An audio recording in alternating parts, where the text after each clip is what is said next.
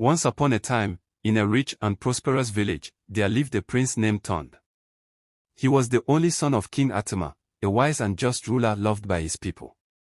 Prince Tond was known throughout the land for his good looks, his chiseled features, piercing eyes, and black hair that shimmered in the sunlight. He was also a masterful hunter, able to track the fastest deer and bring down the fiercest boar with unmatched precision.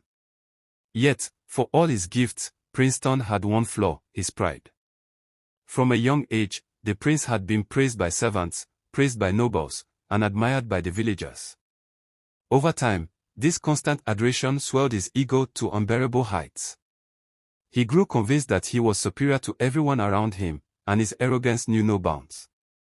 He would move through the village, his chin held high, his voice dripping with disdain as he criticized the villagers. "How can anyone expect to stand in my presence when they look so ordinary?" he would say. His pride extended to matters of the heart as well. Prince Tond often boasted that no girl in the village, or even in the neighboring kingdoms, was worthy of his hand. "I am a prince, a hunter, and the most handsome man in the land," he would declare to anyone who would listen. "Only a woman of unparalleled beauty and grace could ever hope to be my bride. And such a woman does not exist." Meanwhile, Prince Tond was aging and has not yet found a bride. King Atama was worried and decided to take matters into his own hands. He organized a very big party, inviting every eligible maiden from the village and beyond to attend. The party was done so that all the beautiful women in the village would come and dance, and the prince would pick a wife. The palace was decorated with flowers and the air was filled with the sound of music and laughter. One by one, the maidens approached the prince. During the party, the king was seated on his throne while Prince Tond was seated beside him. Each of the women came forward, introduced themselves, and danced in front of the prince, hoping to win his favor. But Prince Tond dismissed them all with cruel words and mocking laughter. "That one is too plain," he said of a kind-hearted farmer's daughter. "This one is too clumsy," he said as a graceful dancer tripped over her own feet. "And that one, well, she is simply not worthy of a prince like me." The king sighed in frustration, but the prince remained unmoved. "Father," Tond said with a dismissive wave of his hand, "these girls are beneath me. I deserve nothing less than perfection." King Atama, though a patient and understanding ruler, could no longer ignore his son's growing arrogance. The prince's dismissive behavior at the village party had left a bitter taste in the king's mouth, and he knew something had to be done. Determined to find him a suitable match, the king decided to cast a wider net. He sent messengers to every corner of the neighboring kingdoms, inviting princesses of noble birth to visit the palace. The invitations were written on fine parchment, sealed with the royal crest, and delivered by the king's most trusted guards. The response was swift and enthusiastic. On the due day, princesses from far and wide arrived at the palace, each hoping to win the heart of the handsome prince.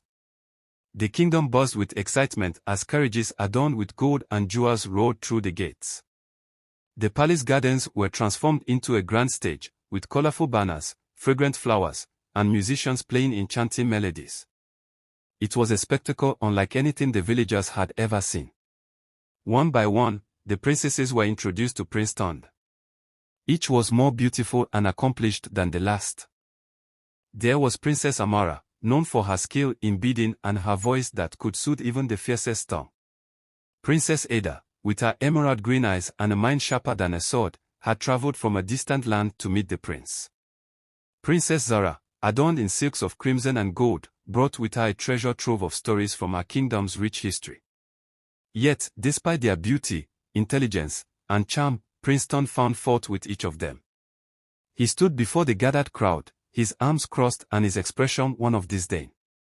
"Princess Amara," he said, his voice dripping with mockery, "your skills are impressive, but your hands are calloused from beading. A queen should have hands as soft as silk." The princess's face flushed with humiliation, but she held her head high as she walked away. Next came Princess Ada. "You are clever," the prince admitted, "but your wit is too sharp. A woman should know her place and not challenge a man's wisdom." The crowd murmured in disapproval, but Prince Tond paid them no mind. Finally, Princess Zora approached, her confidence unwavering.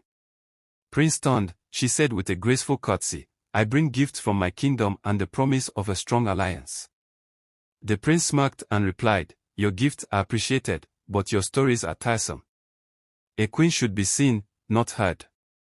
The king watched in dismay as his son rejected each princess with cruel and cutting words. The guests exchanged uneasy glances, and the atmosphere grew tense. King Atama stepped forward, his voice firm but laced with disappointment. Tond, these women are noble, kind, and accomplished.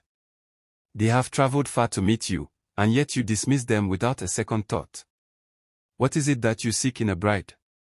Prince Tond turned to his father, his expression one of utter certainty. I seek perfection, father. A woman who is as flawless as I am. Until I find her, I will not settle for less. The king sighed deeply, his heart heavy with worry. Perfection is an illusion, my son. True beauty lies in kindness, humility, and respect. If you cannot see that, then you are blind indeed. But the prince merely laughed, his arrogance blinding him to the truth. I am not blind, father. I simply know my worth. And until a woman proves herself worthy of me, I will remain alone. Prince Tond's pride was not confined to the walls of the palace or the rejection of women. It went into the streets of the village, where his arrogance took on a more sinister form. No longer content with merely rejecting potential brides, the prince began to assert his dominance over the villagers, treating them as though they existed solely for his amusement. Every morning, Prince Tond would go with some palace guards to the village market. The villagers, though wary of his presence, would bow deeply as he passed, their eyes cast downward in fear. But the prince was not satisfied with their show of respect, he would want to remind them of their place beneath him. One day, as he strolled through the busy market, the prince stopped at a fruit stall owned by an elderly woman named Mama Tozan. Her stall was modest but well-stocked, with ripe mangoes, juicy oranges, and plump bananas arranged in neat rows. Mama Tozan had spent years tending to her garden, and her fruits were the pride of the village. Without a word, Prince Tond reached for a mango, bit into it, and tossed the rest aside. Not sweet enough, he declared, wiping his hands on her dress. He then grabbed an orange, peeled it carelessly, and let the rinds fall to the ground. Mama Tozan watched in silence, her hands trembling as she clutched her apron. She knew better than to speak up. But the prince wasn't done. He continued to sample fruits from every stall, leaving a trail of half-eaten produce and chaos in his way. The market women exchanged uneasy glances, their hearts heavy with frustration, but none dared to confront him. They had seen what happened to those who challenged the prince. Just the week before, a young farmer named Akin had dared to ask Prince Tond to pay for the yams he had taken. Your Highness, Akin had said politely, these yams are my livelihood. Please, if you could spare even a few coins. Before he could finish, the prince's guards had seized him and dragged him to the center of the square. The villagers watched in horror as Akin was flogged mercilessly, his cries echoing through the streets.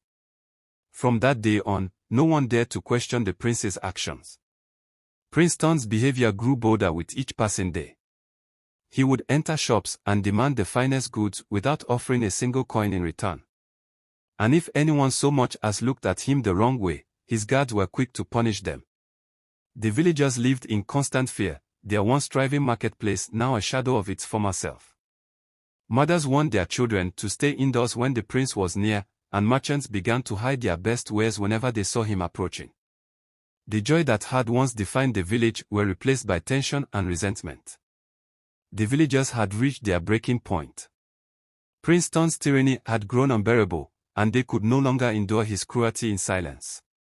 One morning, a small group of villagers, led by Mama Tozan and Akin, gathered the courage to approach King Atama. They made their way to the palace, their hearts pounding with fear and hope. The king, known for his wisdom and fairness, was their last resort. The palace guards, recognizing the desperation in the villagers' eyes, allowed them to enter the palace. King Atama sat on his throne, his brow furrowed with concern as he listened to their pleas. Mama Tozan stepped forward, her voice trembling but resolute. Your Majesty, she began, we come to you not as subjects seeking favors, but as your people begging for justice. Your son, Prince Tond, has brought suffering to our village, He takes our goods without payment, destroys our livelihoods, and punishes anyone who dares to speak against him. We cannot endure this any longer. Akin, his face still marked by the scars of his flogging, stepped forward next. Your Highness, I am a simple farmer. I work hard to feed my family and contribute to the kingdom. But the prince treats us as though we are nothing. He took my yams, and when I asked for payment, his guards beat me in front of the entire village. We are not asking for much, only to be treated with dignity and respect. The king's expression darkened as he listened to their stories. He had always known his son was prideful, but he had never imagined the extent of his cruelty. Rising from his throne, King Atima addressed the villagers with a heavy heart. My people, I am deeply sorry for the pain my son has caused you. I will speak to him at once and ensure that this behavior stops. You have my word. The villagers bowed gratefully, their hope rekindled. But as they left the palace, a shadow of doubt lingered in their hearts.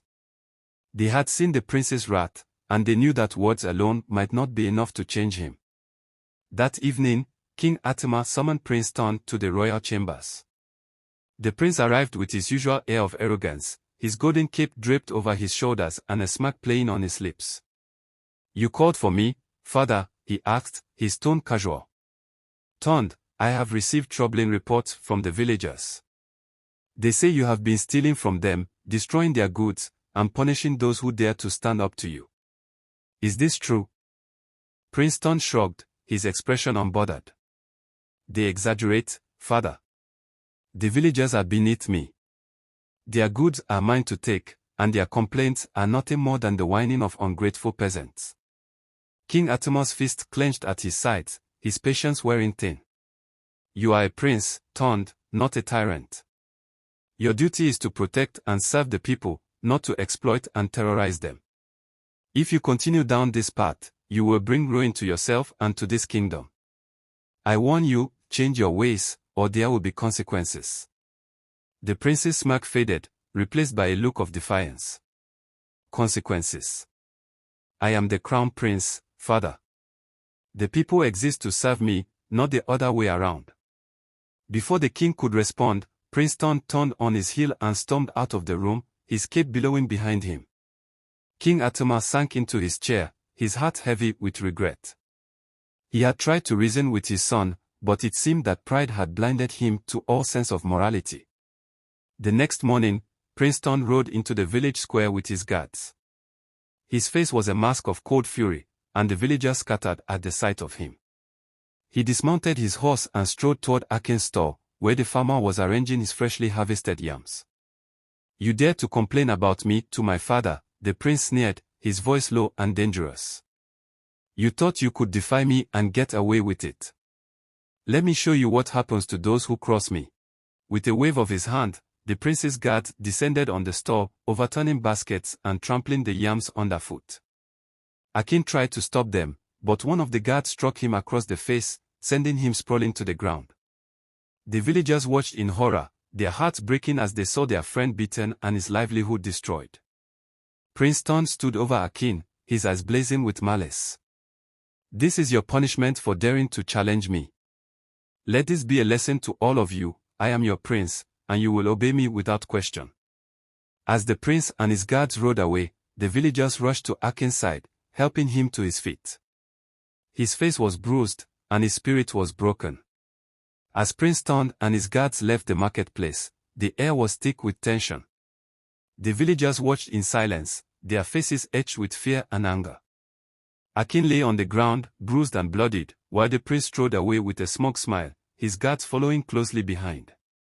He felt no remorse, only satisfaction at having put the farmer in his place. But as he turned into a corner, an old woman stepped into his path. She was frail and hunched, her face lined with age, but her eyes burned with a fierce intensity.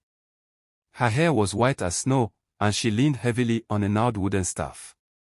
Despite her appearance, there was something about her that commanded attention.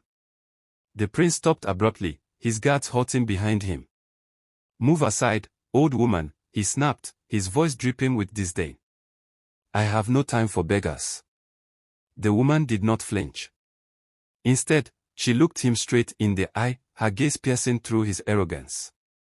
Prince turned, she said, her voice steady and clear, "Your pride has blinded you, and your cruelty has angered the spirits of this land. If you do not change your ways, you will meet your destruction soon." The prince laughed, a harsh, mocking sound. "You dare threaten me? Do you know who I am? I am the crown prince, the most handsome and skilled hunter in the land. No one, least of all an old crone like you, can tell me what to do." The woman's expression did not change. "I do not threaten you," Prince turned. "I merely warn you. The river goddess has seen your actions, and her patience grows thin. She is a protector of the innocent and a punisher of the wicked. If you continue down this path, you will face her judgment." The prince's laughter died in his throat, replaced by a flicker of unease. He had heard tales of the river goddess, but he had always dismissed them as superstition. Still, there was something about the old woman's words that sent a chill down his spine. "Enough of this nonsense," he said, his voice less confident than before. "Guards, remove her from my sight." The guards hesitated, their eyes darting between the prince and the old woman. There was something about her presence that made them uneasy, but they decided to obey his orders. As they stepped forward, the woman raised her staff, and a sudden gust of wind swept through the street, forcing the guards to shield their faces. When the wind died down, the old woman was gone. The prince looked around, his heart pounding, but there was no sign of her. The street was empty, save for a single feather lying on the ground where she had stood. It was white as snow, and it glowed faintly in the sunlight. The prince stared at the feather, his mind racing. For the first time in his life, he felt a flicker of doubt. But it was quickly smothered by his pride. "Superstition," he muttered, kicking the feather aside. "Nothing more." He turned to his guards, his expression hardening. "Let's go. We have more important matters to attend to." The old woman's warning lingered in the back of Prince Ton's mind for some days, but he refused to acknowledge it. Months later nothing had happened. Prince Ton became more convinced that everything was superstition. He doubled down on his arrogance, treating the villagers with even more cruelty. He took what he wanted without remorse, punished anyone who dared to oppose him. One bright morning, Prince Ton decided to venture out of the palace to wash himself in the stream close to the village. The stream was a place of tranquility, its crystal-clear waters reflecting the sunlight like shards of glass.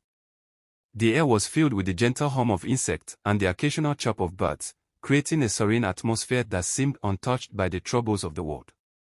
But Prince Ton, as always, brought his arrogance with him. He strode through the forest with his head held high, his golden cape billowing behind him. His guards followed at a distance, their presence a reminder of his power and status. When he reached the stream, he dismissed them with a wave of his hand. "Wait here," he commanded. "I do not need an audience to bathe." The guards obeyed, standing at attention as the prince made his way to the water's edge. He removed his cape and tunic, revealing his muscular frame, and stepped into the stream.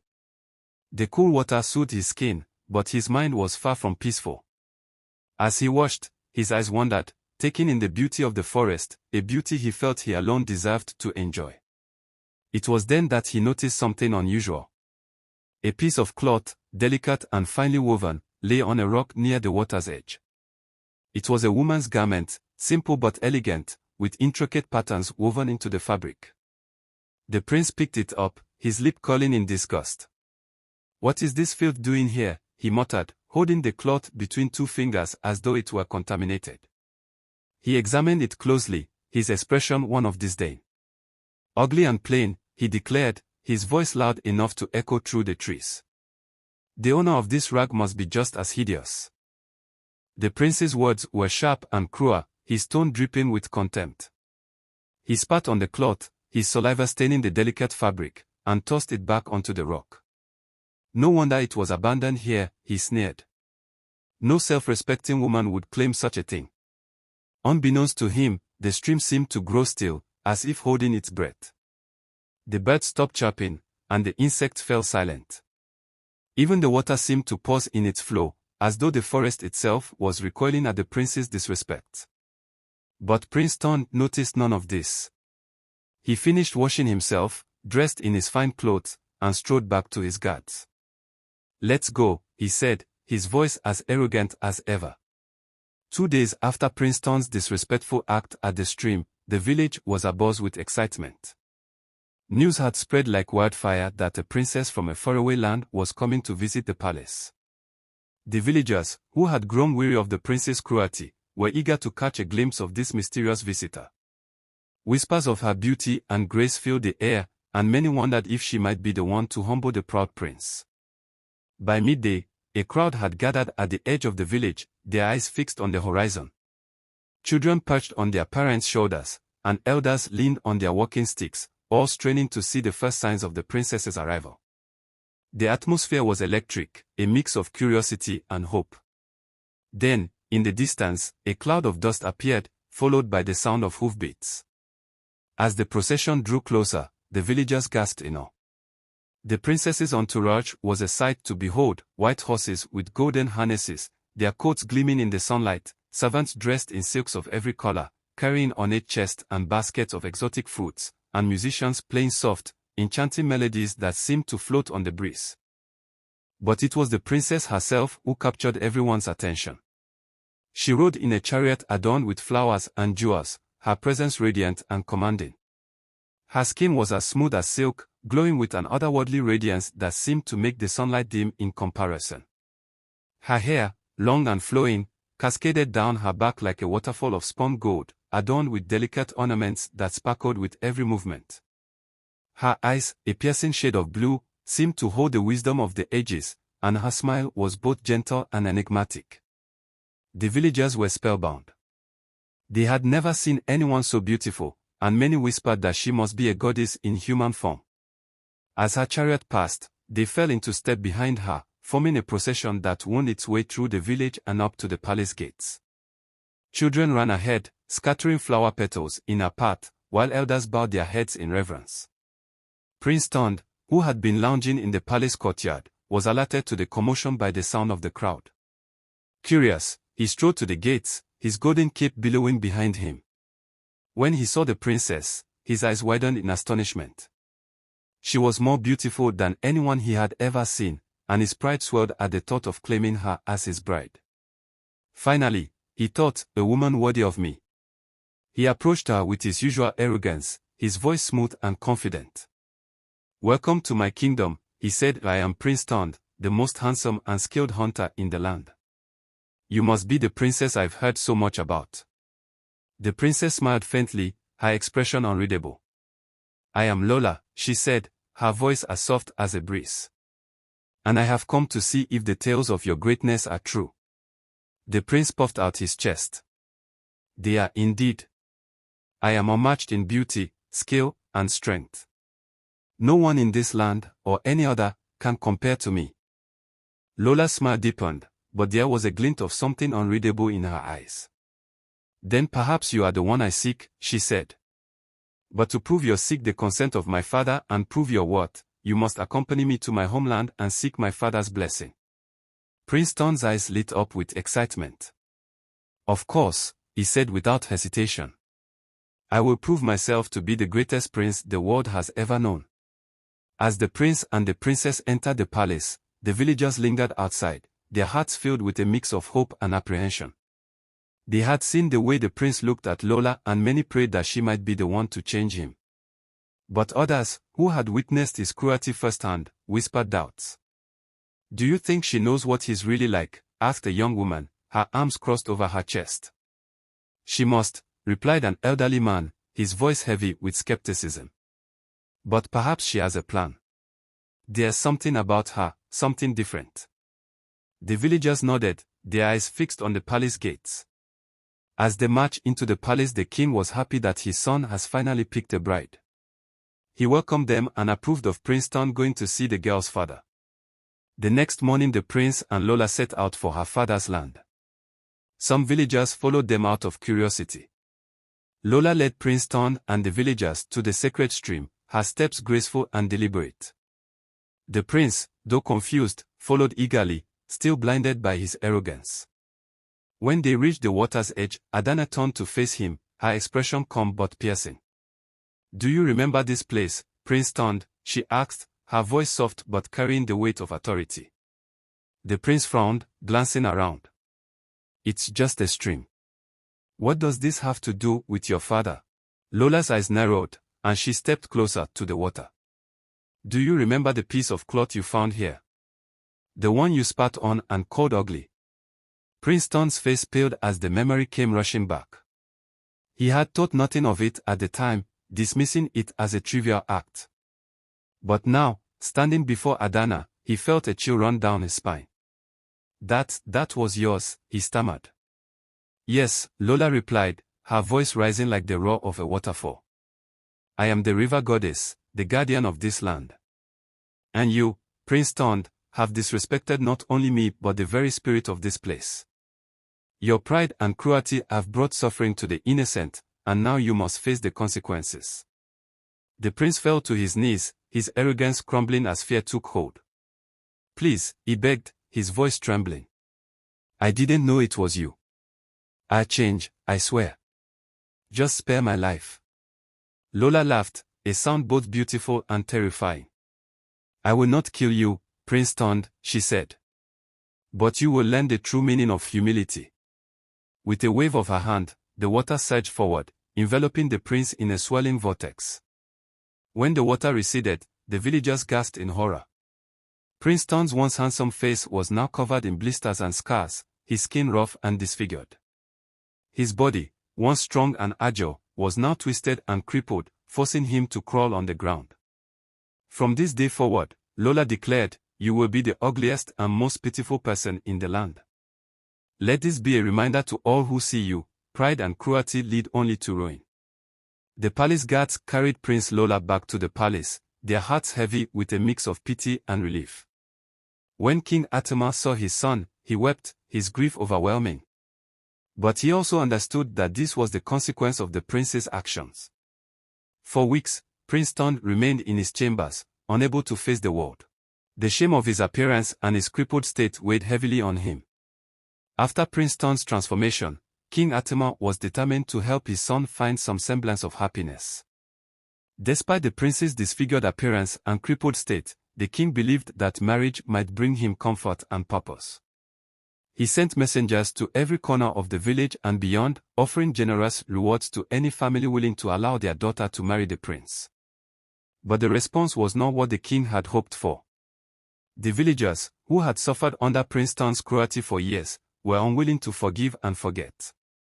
They remembered his arrogance, his disdain for the common folk, and the pain he had caused. And now, with his new nature, the prince was seen as a pitiful figure, a shadow of his former self. "Why should we give our daughters to a man who once spat on us?" asked one villager, his voice filled with bitterness. "He may have changed, but the scars he left on our hearts remain." Others whispered rumors that spread like wildfire through the village. They said the prince's condition had worsened, that he now struggled with basic tasks and was plagued by humiliating afflictions. "I heard he wets his bed," one woman murmured to her neighbor. "And that he can barely eat without help. How can anyone marry such a man?" The rumors, whether true or exaggerated, only deepened the villagers' reluctance. No family was willing to subject their daughter to a life of hardship and shame, no matter the rewards the king offered.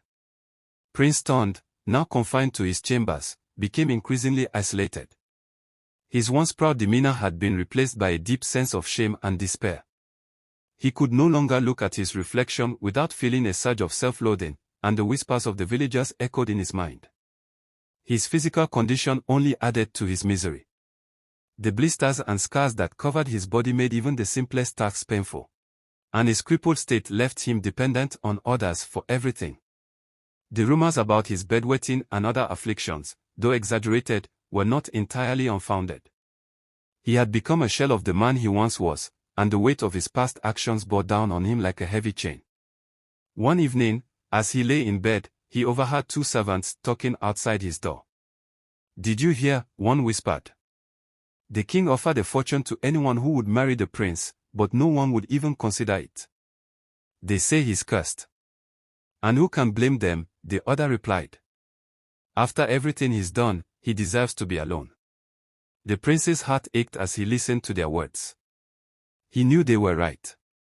He had brought this upon himself, and now he was paying the price. As the days turned into weeks, Prince Ton's despair grew unbearable. He could no longer face the shame of his existence or the weight of his past mistakes. One night, he made a decision. He would end his suffering, but not before making one final attempt to atone for his actions. The next morning, he asked his father to gather the villagers in the square. King Atama, though hesitant, agreed, hoping that his son might find some measure of peace. When the villagers arrived, they were met with a shocking sight. Prince Ton, supported by 2 guards, stood before them, his disfigured face streaked with tears. "People of the village," he began, his voice trembling but sincere, "I stand before you today not as your prince, but as a man who has been humbled by his own mistakes. I was prideful, cruel, and selfish. I caused you pain and suffering, and for that, I am truly sorry." He paused, his breath ragged, as the villagers listened in stunned silence. "I cannot undo the harm I have done, but I hope that my apology can be the first step toward healing. I ask for your forgiveness, not because I deserve it, but because I want you to know that I have learned the error of my ways." Tears streamed down his face as he continued. "I know that my actions have left scars that may never fully heal. And I know that I can never make up for the pain I have caused. But I hope that my words today can bring you some measure of peace." The villagers listened in silence, their hearts touched by his sincerity. Though they could not forget the pain he had caused, they saw the genuine remorse in his eyes and began to forgive. That night, Prince Ton took his own life, unable to bear the weight of his shame any longer. In his final letter to his father, he expressed his regret and his hope that the kingdom would find happiness and peace. King Atama mourned his son deeply, but he also saw an opportunity for a new beginning. He vowed to rule with kindness and humility, ensuring that his son's mistakes would not define the kingdom's future. A few years later, the king's wife gave birth to twin sons. The villagers rejoiced, seeing the birth as a sign of hope and renewal. The boys grew up to be kind and just, their hearts free of the pride that had plagued their older brother. Under their father's guidance, they learned to rule with compassion and respect for all. The village flourished once again, its people living in harmony and prosperity. The stream, once a place of fear, became a sacred site where people would come to pray and reflect. And though the memory of Prince Ton's downfall lingered, it served as a timeless reminder of the dangers of pride and the power of redemption.